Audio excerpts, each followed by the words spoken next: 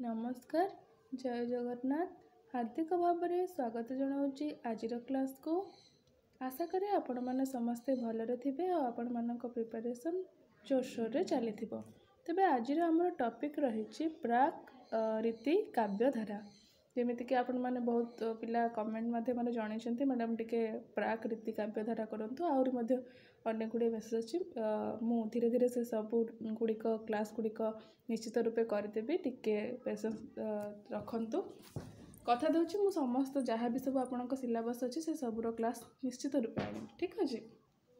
तेबे रीति काव्यधारा प्राक रीति कहले ता पूर्वर जमीक आम कह रीति साहित्यर पूर्व समय को मैं जस्ट टिके पूर्व पंचसखा जुगर शेष और रीति साहित्यर आरंभ तार पूर्व जो किसी समय रही जाइए आम कही था प्राक रीति जुग। आ से समय जो कवि मैंने आसी जो सब लेखा गुड़िक रही आम से विषय आज आलोचना करवा ठीक अच्छे।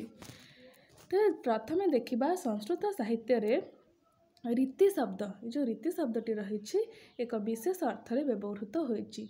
रिंग और धातुरे तीन प्रत्यय रे ए रीति शब्दटी गठित होती। आम कह रिंग और धातुरे तीन प्रत्यय जो जोग होमर यही शब्दटी उत्पन्न होती रीति शब्दटी उत्पन्न होती।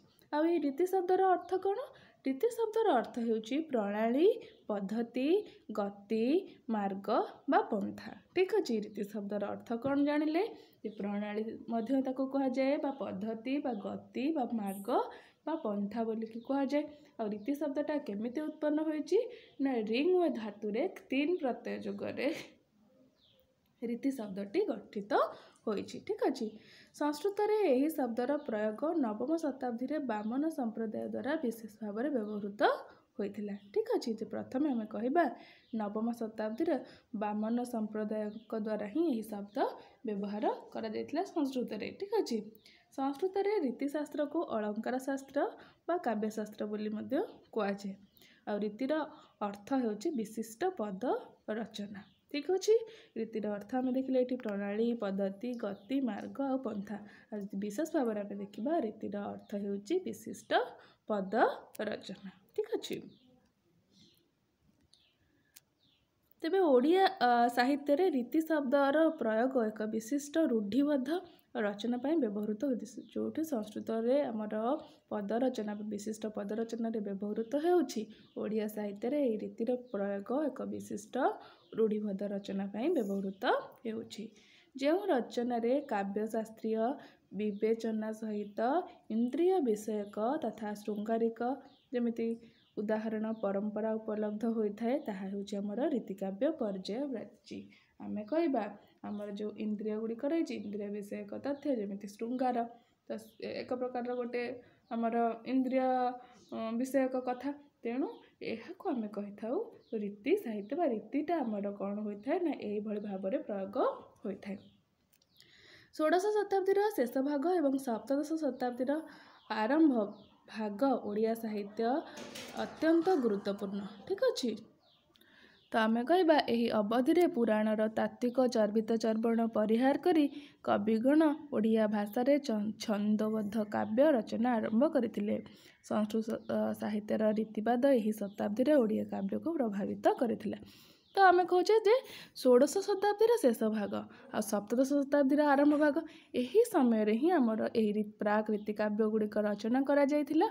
तो पूर्वर जो पंचसखा समय आम कौन देखुले ना पुराण गुड़िक रही। तो पुराणर तात्विक चर्वित चर्वण को परिहार करी कविगणे कौन रचना कले ना छंदबद्ध काव्य ठीक अच्छे। तो यही प्राक रीति साहित्य रे आमर कवि माने छंदबद्ध काव्य गुड़िक रचना करथिले। से टिके आमर कौन माने पुराणरू बाहरिक आसे। कविगण संस्कृत रीति आदर्श द्वारा अनुप्रेरित होइछन्ति। मध्ययुगीय विशेषकर सप्तदश शताब्दी रे बहु रीतिकाव्य ओडिया रे रचित होइछि। एही समय को प्राक रीतिकाव्य बोली कुहा जाए ठीक अच्छे। पंचसखा जुगर द्वितीय भाग को प्राक रीतिकाव्य भाव में अभिहित करा जाइछि। प्राक आम कहबा प्राक रीति जुगर कवि माने मन रखिब प्राक रीति जुगर कवि माने रीति और अलंकारिक काव्य रचनार आरंभ करिसंती। षोडश शताब्दी गौड़ी वैदर्भी ପାଞ୍ଚାଳି ମାଗଧୀ ଇତ୍ୟାଦି ରୀତିର ପ୍ରୟୋଗ କାବ୍ୟ କ୍ଷେତ୍ରରେ ହୋଇସାରିଥିଲା। ଗୌଡ଼ି ରୀତିରେ ଶବ୍ଦାଳଙ୍କାର, ବନ୍ଧ ବୈଚିତ୍ର୍ୟ, କ୍ଲିଷ୍ଟତା, ଅଳଙ୍କାର ବହୁଳତା ଦୃଷ୍ଟିଗୋଚର ହୋଇଥାଏ। ଓଡ଼ିଆ କାବ୍ୟରେ ଏହି କାବ୍ୟଗୁଡ଼ିକ ଆମେ ଦେଖିବାକୁ ଏହି ରୀତିରେ ଯେଉଁ ସବୁ ରୀତି ରହିଲା, ଗୌଡ଼ ରୀତି ହେଉ, ବୈଦର୍ଭୀ ରୀତି ହେଉ, ପାଞ୍ଚାଳି ରୀତି ହେଉ, ମାଗଧୀ ରୀତି ହେଉ, ଏସବୁ ରୀତି ଗୁଡ଼ିକରେ ଆମେ ଏହି ଯୁଗରେ ଆମର ଓଡ଼ିଆ କାବ୍ୟଗୁଡ଼ିକ ରଚନା ହୋଇଥିବା ଦେଖିବାକୁ ପାଇବା। ଠିକ୍ ଅଛି।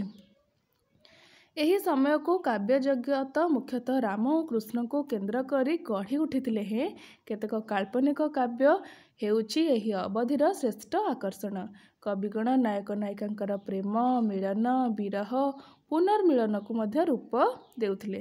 ଆମେ କହିବା ଏହି ସମୟରେ ଭଗବାନ ରାମ ଓ କୃଷ୍ଣଙ୍କୁ ତ କେନ୍ଦ୍ର କରି ଅନେକ ଗୁଡ଼ିଏ କାବ୍ୟ କବିତା ଲେଖାଯାଇଥିଲା, ତା ସହିତ କେତେକ କାଳ୍ପନିକ କାବ୍ୟ ମଧ୍ୟ ରହିଥିଲା। ଠିକ୍ ଅଛି, ଯେଉଁଥିରେ କି ଆମେ ଦେଖିବାକୁ ପାଇଲେ ନାୟକ ନାୟିକାଙ୍କର ପ୍ରେମ, ତାଙ୍କର ମିଳନ, ତାଙ୍କର ବିରହ, ପୁଣି ମିଳନକୁ। ସପ୍ତଦଶ ଶତାବ୍ଦୀର ଓଡ଼ିଆ ପ୍ରାକ୍ ରୀତି ବା ପ୍ରାକ୍ ଭଞ୍ଜ କାବ୍ୟଗୁଡ଼ିକୁ ବିଶେଷ ଭାବରେ ଚାରି ଭାଗରେ ବିଭକ୍ତ କରାଯାଇଛି। ଠିକ୍ ଅଛି, ଦେଖିବା ସେ ଚାରି ଭାଗରେ କ'ଣ କ'ଣ ସବୁ ରହିଛି। ତ ଏଇ ଚାରି ଭାଗ ହେଲା ପୌରାଣିକ କାବ୍ୟ, ଆଖ୍ୟାୟିକ କାବ୍ୟ, ଭାଗବତରେ କୃଷ୍ଣଲୀଳା, ଆଉ ଗୋଟେ ହେଲା ରାଗାନୁଗା ଭକ୍ତିବାଦ ଆଧାରିତ ରାଧାକୃଷ୍ଣ ଚରିତ। ତ ପୌରାଣିକ କାବ୍ୟ ମଧ୍ୟରେ ଆମେ ଦେଖିବା ରାମାୟଣ, ମହାଭାରତ। ଆଖ୍ୟାୟିକା ମଧ୍ୟରେ ଦେଖିବା ଆମର ଯେଉଁ ଲୋକ ପ୍ରଚଳିତ ହୁଏ, ଯେମିତି ଆମର ଲୋକ ସାହିତ୍ୟ, ଲୋକ ଗଳ୍ପ, ସେଗୁଡ଼ା ସବୁ। ଭାଗବତରେ କୃଷ୍ଣଲୀଳା, କୃଷ୍ଣଙ୍କର ଜନ୍ମଠୁ ଆରମ୍ଭ କରି ତାଙ୍କର ସବୁ କ'ଣ ଲୀଳାଖେଳା ରହିଛି ସେସବୁ ବିଷୟରେ ଭାଗବତରେ ଦେଖିବା।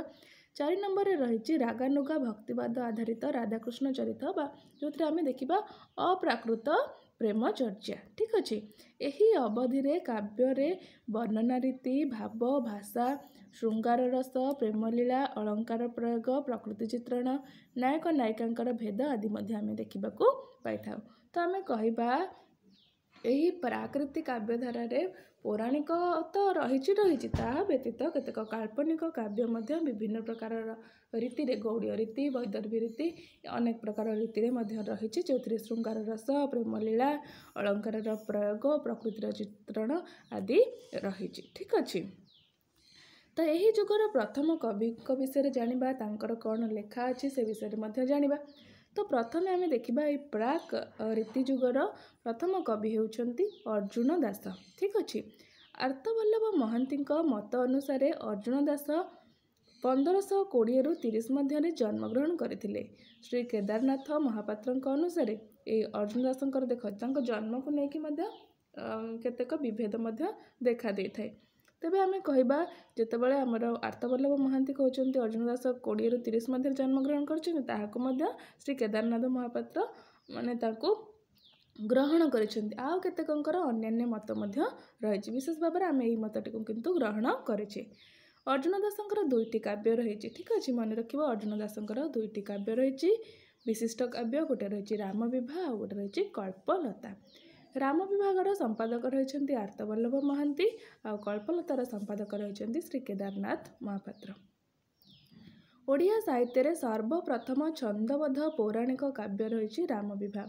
ମନେ ରଖିବ, ପରୀକ୍ଷାରେ ପ୍ରଶ୍ନ ଆସିବ ଯଦି ଓଡ଼ିଆ ସାହିତ୍ୟର ସର୍ବପ୍ରଥମ ଛନ୍ଦବଦ୍ଧ ପୌରାଣିକ କାବ୍ୟର ନାମ କ'ଣ? ଠିକ୍ ଅଛି, ରାମ ବିବାହ। ଆଉ ଏହାକୁ କିଏ ରଚନା କରିଛନ୍ତି? ଏହାକୁ ରଚନା କରିଛନ୍ତି ଅର୍ଜୁନ ଦାସ। କିମ୍ବା ଏହା କେଉଁ ଯୁଗର କାବ୍ୟଟିଏ? ଏହା ହେଉଛି ପ୍ରାକ୍ ରୀତି ଯୁଗର କାବ୍ୟଟିଏ। ଏଥିରେ କେତୋଟି ଛାନ୍ଦ ରହିଛି? ଏଥିରେ 12ଟି ଛାନ୍ଦ ରହିଛି। ସାରଳା ମହାଭାରତ ଓ ରାମାୟଣର କଥାବସ୍ତୁକୁ ଆଧାର କରି ଗ୍ରନ୍ଥଟି ରଚିତ ହୋଇଛି। ଠିକ୍ ଅଛି, କବି ଶ୍ରୀ ଜଗନ୍ନାଥଙ୍କୁ ବନ୍ଦନା କରି ଏହି କାବ୍ୟଟି ଆରମ୍ଭ କରିଛନ୍ତି। ଏଇଥିରେ ଆମର ଦେଖ ବକ୍ତା ଓ ଶ୍ରୋତା ମଧ୍ୟ ମନେ ରଖିବ। ଏହାର ବକ୍ତା ହେଉଛନ୍ତି ମାର୍କଣ୍ଡେୟ ଋଷି ଏବଂ ଶ୍ରୋତା ହେଉଛନ୍ତି ଧର୍ମରାଜ ଯୁଧିଷ୍ଠିର। ଆଉ ଏ କାହାକର କଥାବସ୍ତୁ? ଶାରଳା ଦାସଙ୍କର ମହାଭାରତ ଆଉ ରାମାୟଣର କଥାବସ୍ତୁକୁ ଆଧାର କରିକି ଏହି ଗ୍ରନ୍ଥଟି ରଚନା କରାଯାଇଛି। ଆଉ ଏହା ବନ୍ଦନା, ପ୍ରଥମେ ଯେତେବେଳେ କାବ୍ୟଟି ଆରମ୍ଭ ହୋଇଛି ତ ଶ୍ରୀ ଜଗନ୍ନାଥଙ୍କର ବନ୍ଦନା କରି କବି ଆରମ୍ଭ କରିଛନ୍ତି। ଠିକ୍ ଅଛି, ଓଡ଼ିଆ ସାହିତ୍ୟର ସର୍ବପ୍ରଥମ ବିଧିବଦ୍ଧ ପ୍ରେମାପାଖ୍ୟାନ ବା ପ୍ରେମ ଆଖ୍ୟାନମୂଳକ କାବ୍ୟ ବା ଆଖ୍ୟାୟିକ କାବ୍ୟ ହେଉଛି କଳ୍ପଲତା। ଠିକ୍ ଅଛି, ଦେଖିଲେ ଏବେ ପ୍ରଥମ ଛନ୍ଦବଦ୍ଧ କାବ୍ୟ ଥିଲା କ'ଣ ଦେଖିଲେ, ଏବେ ରହିଲା ଏଇଟା କ'ଣ ଆଖ୍ୟାୟିକ କାବ୍ୟ କଳ୍ପଲତା। ଜଗନ୍ନାଥଙ୍କ ସ୍ନାନ ପୂର୍ଣ୍ଣିମା ଉତ୍ସବ ବର୍ଣ୍ଣନା କରି ଏହି ବିଷୟବସ୍ତୁଟି ଅବତାରଣ କରାଯାଇଛି। ତାପରେ ଆମେ ଦେଖିବା ଲୋକଲୋଚନକୁ ଆସିଥିବା ଅର୍ଜୁନ ଦାସଙ୍କର ତୃତୀୟ ରଚନା ହେଉଛି ମିଳନ ଚଉତିଶା। ଏହା ଗୋବିନ୍ଦ ରଥଙ୍କ ଦ୍ୱାରା ସଂଗୃହୀତ ହୋଇ 1904ରେ ପ୍ରକାଶିତ। ଏଥିରେ ସଖୀ ମାଧ୍ୟମରେ ଚନ୍ଦ୍ରାବଳୀ ଓ ଶ୍ରୀକୃଷ୍ଣଙ୍କର ମିଳନ କାର୍ଯ୍ୟ ସମ୍ପନ୍ନ ହୋଇଛି। ତେବେ ଆମେ ଦେଖିଲେ ଆମର ପ୍ରାକୃତି ଯୁଗର ପ୍ରଥମ କବି ରହିଲେ ଅର୍ଜୁନ ଦାସ। ତାଙ୍କର ଯଦି ଆମେ କହିବା ଓଡ଼ିଆ ସାହିତ୍ୟର ପ୍ରଥମ ଛନ୍ଦବଦ୍ଧ କାବ୍ୟ ରହିଲା ଆମର ରାମବିବାହ, ପ୍ରଥମ ଆଖ୍ୟାୟିକ କାବ୍ୟ ରହିଲା କଳ୍ପଲତା। ଏହା ବ୍ୟତୀତ ସେ ମଧ୍ୟ ଗୋଟେ ଚଉତିଶା ରଚନା କରିଛନ୍ତି ଯାହାର ନାଁ ହେଲା ମିଳନ ଚଉତିଶା। ଠିକ୍ ଅଛି। ତାପରେ ଆମେ ଜାଣିବା ନରସିଂହ ସେଣଙ୍କ ବିଷୟରେ। ଠିକ୍ ଅଛି। ନରସିଂହ ସେଣଙ୍କୁ ଷୋଡ଼ଶ ଶତାବ୍ଦୀର ମଧ୍ୟଭାଗରେ ଅବସ୍ଥାପିତ କରାଯାଏ। ନିଜର ଗ୍ରନ୍ଥ, ଆଙ୍କର ଗ୍ରନ୍ଥ କ'ଣ ରହିଲା ନା ପରିମଳା କାବ୍ୟରେ ତଥା ବିଂଶ ଛାନ୍ଦରେ ଶେଷ ପଦରେ ତପନ ସେଣଙ୍କର ପୁତ୍ର ରୂପେ ସେ ନିଜର ପରିଚୟ ପ୍ରଦାନ କରିଛନ୍ତି। ଅର୍ଥାତ୍ ତାଙ୍କ ପିତାଙ୍କର ନାମ ସେ ନିଜେ ତାଙ୍କରି ଗ୍ରନ୍ଥ ପରିମଳାରେ କହିଛନ୍ତି। ତାଙ୍କର ପିତା ହେଉଛନ୍ତି ତପନ ସେଣ। ତପନ ସେଣ ପ୍ରତାପରୁଦ୍ରଙ୍କ ରାଜସଭାରେ କବି ତଥା ବୈଦ୍ୟ ଥିଲେ ଓ ନରସିଂହ ସେଣଙ୍କ ପୁତ୍ର ବିଶ୍ୱନାଥ ସେଣ ତେଲେଙ୍ଗା ମୁକୁନ୍ଦ ଦେବଙ୍କର ସମକାଳୀନ ଥିଲେ। ତେବେ ପ୍ରତାପରୁଦ୍ର ଦେବ କିଏ? ସେ ଆମେ କହିବା ସୂର୍ଯ୍ୟବଂଶର ଶେଷ ସମ୍ରାଟ। ଠିକ୍ ଅଛି। ତାଙ୍କରି ସମୟରେ ହିଁ ତାଙ୍କ ବାପା ଯେ ତପନ ସେଣ ଥିଲେ ସେ କ'ଣ ସେ ରାଜଦରବାରରେ ଜଣେ ବୈଦ୍ୟ ଥିଲେ, କବି ତଥା ବୈଦ୍ୟ ଥିଲେ। ଆଉ ନରସିଂହ ସେଣଙ୍କର ପୁତ୍ର ଯିଏ ଥିଲେ ବିଶ୍ୱନାଥ ସେଣ ଆମର ସ୍ୱାଧୀନ ଭାରତର ଶେଷ ମାନେ ସ୍ୱାଧୀନ ଓଡ଼ିଶାର ଶେଷ ରାଜା କିଏ ଥିଲେ? ମୁକୁନ୍ଦ ଦେବ ତାଙ୍କର ସମକାଳୀନ ଥିଲେ। ଠିକ୍ ଅଛି। ପରିମଳା ଏକ କାଳ୍ପନିକ କାବ୍ୟ। ମନେ ରଖିବ ପରିମଳାଟି କ'ଣ ନା କାଳ୍ପନିକ କାବ୍ୟ। ଏହା 24ଟି ଛାନ୍ଦରେ ବିଭକ୍ତ ଓ ବିଭିନ୍ନ ରାଗରାଗିଣୀରେ ରଚିତ।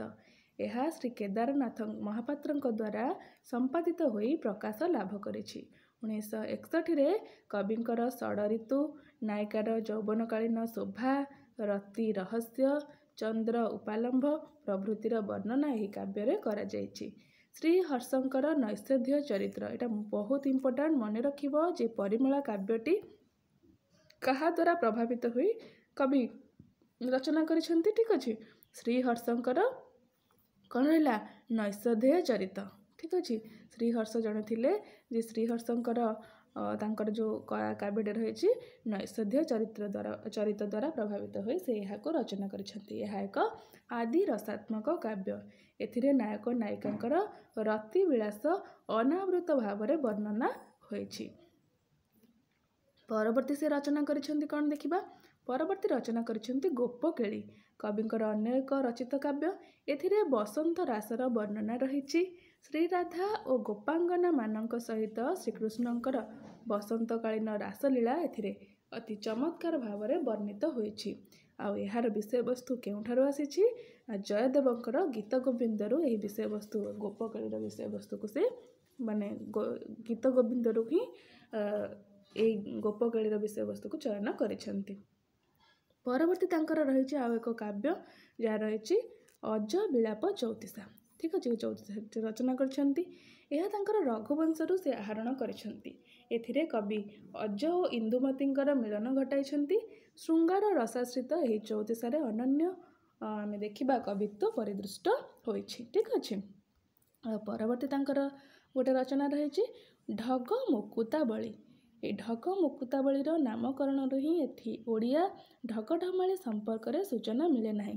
ଏଥିରେ ଢଗ ଶବ୍ଦ ଛାନ୍ଦ ଅର୍ଥରେ ବ୍ୟବହୃତ ହୋଇଛି। ଏହା ଅଳଙ୍କାର ଶାସ୍ତ୍ର ପର୍ଯ୍ୟାୟଭୁକ୍ତ। ଏଥିରେ ଆମେ ଦେଖିବା 17ଟି ଛାନ୍ଦ ବା ପଞ୍ଚକରେ ଏହା ରଚିତ ହୋଇଛି। ଠିକ୍ ଅଛି। ଢଗ ଛାନ୍ଦରେ ଢଗମାଳା କବିଙ୍କର ଏକ କ୍ଷୁଦ୍ର ରଚନା। ଏହାର ଉକ୍ତି ପ୍ରତ୍ୟୁକ୍ତି ସମ୍ବଳିତ ଶୈଳୀକୁ ପରବର୍ତ୍ତୀ କାଳରେ ଗୀତିନାଟ୍ୟର ଶୈଳୀ ଅନୁସରଣ କରିଛି।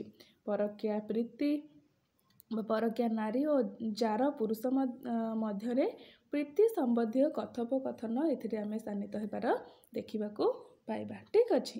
ପରବର୍ତ୍ତୀ କବି ଦେଖିବା। ପରବର୍ତ୍ତୀ କବି ରହିଛନ୍ତି ଦାମୋଦର ଦାସ। ତ ଆମେ ନରସିଂହ ସେଣଙ୍କର ପରିମଳା ଦେଖିଲେ ଯାହା 24ଟି ଛାନ୍ଦରେ ବିଭକ୍ତ ଥିଲା। ଗୋପକେଳି ଦେଖିଲେ, ଅଜବିଳାପ ଚଉତିଶା ଦେଖିଲେ। ଠିକ୍ ଅଛି। ଆଉ ତାଙ୍କର ଢଗ ଯେଉଁ ରହିଥିଲା ତାଙ୍କର ଢଗମାଳାର ମଧ୍ୟ ଦେଖିଲେ। तापर आमे देखिबा दामोदर दास। कविंकर रसकुल्ला चौतिसा एक जनप्रिय चौतिसा। आमे कहिबा ए दामोदर दास रसकुल्ला चौतिसा एक विशिष्ट चौतिसा रचना करिसेंती, जेउथिरे कि राधाकृष्णंकर विरह मिलन ओ विहार यार उपजीव्य विषय भाव से ग्रहण करिसेंती। यह भक्ति काव्य परंपरार प्रथम अर्घ्य। ठीक अछि। विछंद चरण पट्टनायक यहाँ संग्रह करी तेबे यही जो चौतिसाटी रहिला रसकुल्ला चौतिसाटी यहाँ विछंद चरण पट्टनायक संग्रह करी प्राची समिति आनुकूल्य रे तार ना चेंज करचंती कौन ना चौतिसा मधुचक्र चतुर्थ खंडरे स्थानित करिसेंती। यह रसकुल्ला रागरे रचित होइछि। ठीक अछि। परवर्ती कवि देखिबा। परवर्ती कवि रहिसेंती वृंदावन दास। ठीक अछि। तेबे वृंदावन दास किए देखिबा। संस्कृत गीत गोविंद काव्यर प्रथम ओडिया अनुवादक भाव में वृंदावन दास परिचित हैला। तांकर अनुदित ग्रंथर नाम हैला रस बारिधि। वृंदावन दास नामधेय अन्य जने कवि शशिवेद भक्ति ज्ञानोदय ए ग्रंथर रचना मध्य करथिबार जणा जाय। एहांक व्यतीत अन्य जने वृंदावन दासी दुर्गा श्रुति गहन गीता रचना करथिबार जणा जाय। तबे मन रखिबो रस बारिधि जने रचना करिसेंती, शशिदेव भक्ति ज्ञानोदय एवं आ गुटे रहला दुर्गा श्रुति एवं गहन गीता ए सब वृंदावन दास रचना करिसेंती। श्री चैतन्यଙ୍କ भागवत नामक उपाध्याय ग्रंथ मध्य कवि रचना करिथिबार आमे देखिबाकू पाऊ। तार परवर्ती समय आमे देखिबा जे कपिलेश्वर दास। मन रखिबो वृंदावन दास जे थिले जे संस्कृतर आमर जो गीत गोविंद रहिथिला जयदेवंकर गीत गोविंद सेही काव्यर प्रथम ओडिया अनुवादक भाव में आमे वृंदावन दास को ग्रहण करिचे। ठीक अछि। परीक्षा प्रश्न आसले जेमिति स्किप न कर। तापर आमे देखिबा कपिलेश्वर दास। राधाकृष्णंक प्रेमलीला आधारित तांकर रचनाटी रही कपट केली। यह एक क्षुद्र काव्यटी। कविंकर कवित्वपूर्ण वर्णना काव्यटी को रसाल तथा रसिक जनग्राह्य करिपारिछि। ठीक अछि। तांकर रही कपट केली जार भाषा अत्यंत सरल एवं राधाकृष्ण प्रेमलीला को एथिरे रूपायित करिसेंती।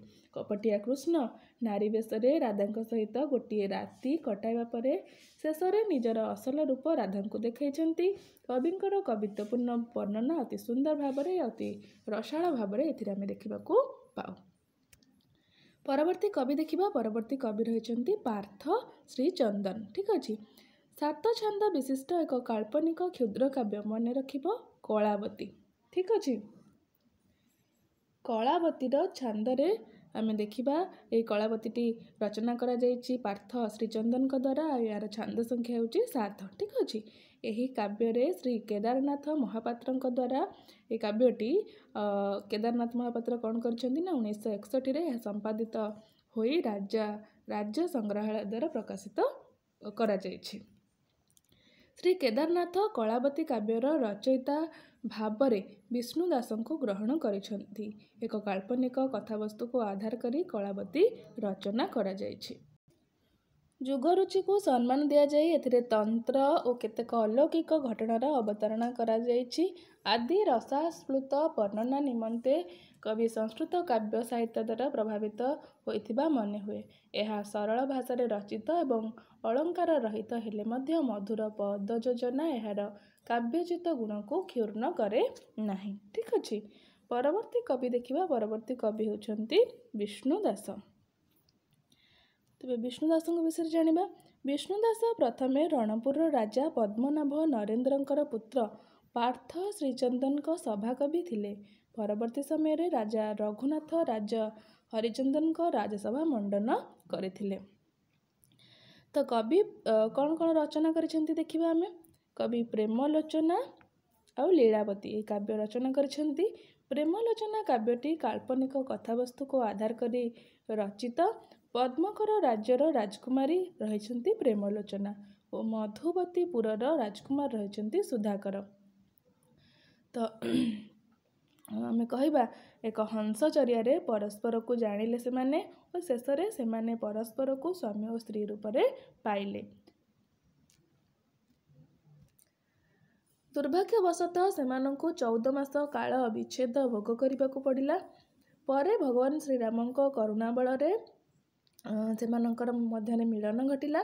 କାବ୍ୟଟିର ସଂସ୍କୃତ ଭାଷାରେ ରଚିତ କେତେକ ସ୍ତୁତି ସାମାନ୍ୟ ପରିବର୍ତ୍ତିତ ହୋଇ ସ୍ଥାନିତ ହୋଇଛି। ଏହା ସଂସ୍କୃତରେ କବିଙ୍କର ବିଶେଷ ପାଣ୍ଡିତ୍ୟ ଥିବାର ସୂଚନା ଦେଇଥାଏ। କବିଙ୍କ ନାମରେ ଆମେ ଅନ୍ୟ କେତେକ ଚଉତିଶା ମଧ୍ୟ ଦେଖିବାକୁ ପାଉ। ଯେମିତି ପ୍ରବାସ ବାହୁଡ଼ା ଚଉତିଶା, ମନ୍ଦାକିନୀ ଚଉତିଶା, ମାଲ୍ୟବନ୍ତ ଚଉତିଶା, ରଘୁବୀର ଚଉତିଶା ଆଦି କେତୋଟି ଚଉତିଶା ମଧ୍ୟ ଆମେ ବିଷ୍ଣୁ ଦାସଙ୍କ ନାମରେ ବର୍ଣ୍ଣିତ ହୋଇଥିବାର ଆମେ ଦେଖିବାକୁ ପାଉ। ଠିକ୍ ଅଛି।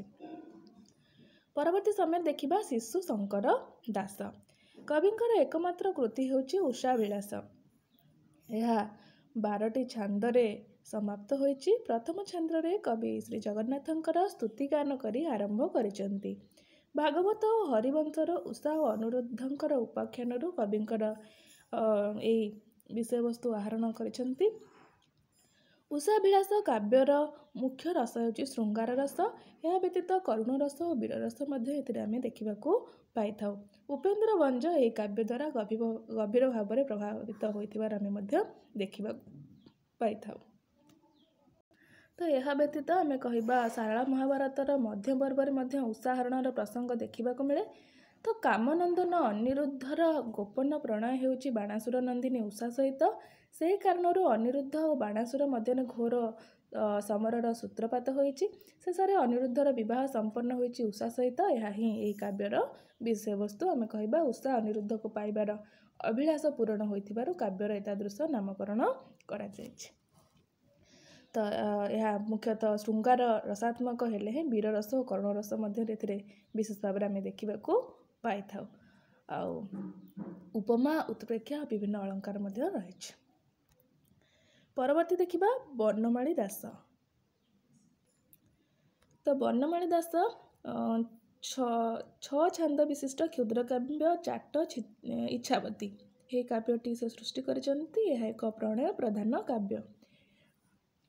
ଚାଟ ଇଚ୍ଛାବତୀ କାବ୍ୟର ଯୁଗଳ ଦର୍ପକ ଦେଶର ରାଜକୁମାର ଚାରୁବ୍ରହ୍ମ ଓ ଭୋଜନଗରର ରାଜକନ୍ୟା ହେଉଛନ୍ତି ଇଚ୍ଛାବତୀ। ଅର୍ଥାତ୍ ନାୟକ ହେଉଛନ୍ତି ଚାରୁବ୍ରହ୍ମ, ନାୟିକା ଇଚ୍ଛାବତୀ। ଠିକ୍ ଅଛି। ଚାଟ ଇଚ୍ଛାବତୀର କଥାବସ୍ତୁ ଆମେ ଦେଖିବା ଶୁଦ୍ଧ ଔପନ୍ୟାସିକ କଥାବସ୍ତୁ। ଚାଟ ଇଚ୍ଛାବତୀର ଶୁଦ୍ଧ ଔପନ୍ୟାସିକ କଥାବସ୍ତୁର ଅବଲମ୍ବନରେ ପରବର୍ତ୍ତୀ ସମୟରେ ଧନଞ୍ଜୟ ଭଞ୍ଜ ଏବଂ ପଦ୍ମନାଭ ଶ୍ରୀଚନ୍ଦନ ଇଚ୍ଛାବତୀ କାବ୍ୟ ରଚନା କରିଛନ୍ତି। ତ ଦର୍ପକ ଦେଶର ଯେଉଁ ରାଜକୁମାର ରହିଲେ ଚାରୁବ୍ରହ୍ମ ଘଟଣାକ୍ରମେ ଭୋଜନଗରର ରାଜକନ୍ୟା ଇଚ୍ଛାବତୀ ସହିତ ଏକତ୍ର ବିଦ୍ୟା ଅଧ୍ୟୟନ କରିଛି। ଇଚ୍ଛାବତୀ ଓ ଚାରୁବ୍ରହ୍ମ ମଧ୍ୟରେ ସମୟକ୍ରମେ ପ୍ରେମାଙ୍କୁର ଜାତ ହୋଇଛି। ଏକଦା ପୁଷ୍ପ ଉଦ୍ୟାନରେ ସେମାନଙ୍କ ମଧ୍ୟରେ ଦୈହିକ ସମ୍ପର୍କ ସ୍ଥାପିତ ହୋଇଛି। ଏ ଘଟଣା ପରେ ଉଭୟଙ୍କର ବିଦ୍ୟା ଅଧ୍ୟୟନରେ ପୂର୍ଣ୍ଣଚ୍ଛେଦ ପଡ଼ିଛି। ଇଚ୍ଛାବତୀର ସଖୀ ଅମ୍ବୁବତୀ ଗୋପନରେ ଚାରୁବ୍ରହ୍ମଙ୍କୁ କନ୍ୟା ଅନ୍ତପୁରରେ ଛାଡ଼ିଛି। ମାତ୍ର ଚାରୁବ୍ରହ୍ମ ଭୋଜଙ୍କ କର୍ମଚାରୀର ହାତରେ ଧରା ପଡ଼ିଛି। ଶେଷରେ ରାଜା ଭୋଜ ଚାରୁବ୍ରହ୍ମର ପରିଚୟ ପାଇ ତାର ସୌନ୍ଦର୍ଯ୍ୟରେ ମୁଗ୍ଧ ହୋଇ ସ୍ୱକନ୍ୟାକୁ ତା ହସ୍ତରେ ପ୍ରଦାନ କରିଛନ୍ତି। ତେବେ କହିବା ଏହି ପ୍ରଣୟ ପ୍ରଦାନ କାବ୍ୟଟି ଶୁଦ୍ଧ ଔପନ୍ୟାସିକ କଥାବସ୍ତୁ ଉପରେ ଯେମିତି ରଚିତ ରହିଛି। ଠିକ୍ ଅଛି। ତାର ପରବର୍ତ୍ତୀ କବି ଦେଖିବା। ପରବର୍ତ୍ତୀ କବି ରହିଛନ୍ତି ରଘୁନାଥ ରାଜ ହରିଚନ୍ଦନ। କବି ବାଣପୁର ରାଜବଂଶରେ ଜନ୍ମଗ୍ରହଣ କରିଥିଲେ। 17ଶ ଶତାବ୍ଦୀରେ ମଧ୍ୟଭାଗର ଅଳ୍ପ କାଳ ସେ ରାଜତ୍ୱ ମଧ୍ୟ କରିଥିଲେ। ବିଶିଷ୍ଟ କାବ୍ୟକାର ବିଷ୍ଣୁ ଦାସ ତାଙ୍କର ରାଜସଭା ମଣ୍ଡନ କରିଥିଲେ।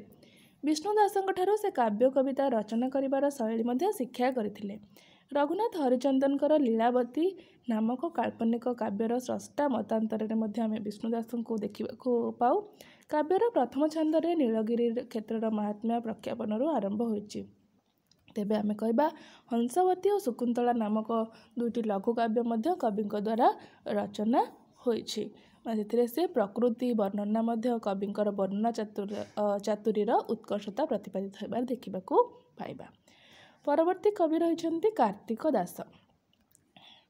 କାର୍ତ୍ତିକ ଦାସଙ୍କର ରୁକ୍ମିଣୀ ବିବାହ କାବ୍ୟଟି ଶ୍ରୀକୃଷ୍ଣଙ୍କ ସହିତ ରୁକ୍ମିଣୀଙ୍କର ବିବାହ ବର୍ଣ୍ଣିତ ହୋଇଛି। ଏହି କାବ୍ୟଟି 10 ଛାନ୍ଦ ବିଶିଷ୍ଟ। ଏହା ଭାଗବତ ଓ ପଦ୍ମପୁରାଣ ଅବଲମ୍ବନରେ ରଚିତ ହୋଇଛି। ଶ୍ରୀ ଜଗନ୍ନାଥଙ୍କର ପଦବନ୍ଦନାରେ କାବ୍ୟର ଆରମ୍ଭ ଓ ସମାପ୍ତି ହୋଇଛି। ଏଥିରେ ସ୍ୱକୀୟ ପ୍ରୀତିର आधिक्य देखा पाइबा। ठीक अच्छे काव्यटीर कथावस्तु पौराणिक शैली में परिवेशित होती। आम कह रुक्मिणी विवाह संपादक होती आर्तवल्लभ महांती। मन रख रुक्मिणी विवाह कार्तिक दास रचना करछंती एवं एथिरे 10टी छांद रही। कृष्ण एवं रुक्मिणी विवाह विषय को लेकिन रुक्मिणी विवाह रचना करा जायछि। काव्यर प्रथम श्री जगन्नाथंकर पदवंदना होती। रुक्मिणी विवाह संपादक होती आर्तवल्लभ महांती। 5 छांद विशिष्ट नवानुराग तांकर आ गोटे काव्य रही नवानुराग। एथिरे श्रीकृष्णଙ୍କର बाल्यलीला वर्णित, राधाकृष्णଙ୍କର परकीया प्रीतिर चर्चा मध्य रही अप्रकाशित।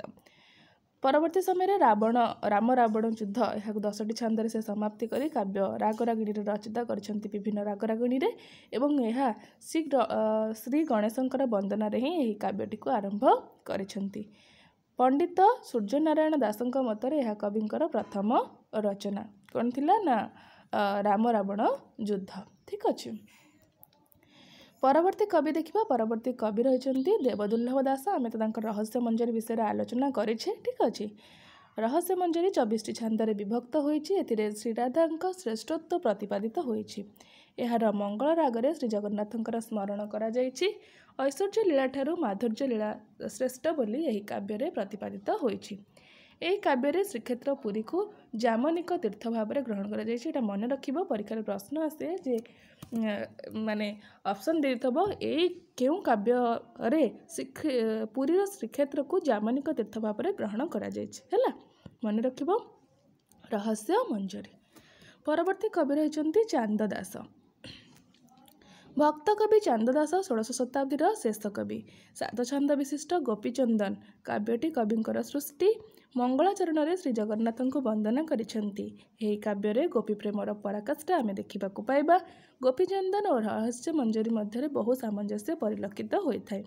गोप जीवन चौतीसा कविंकर अनन्य सृष्टि।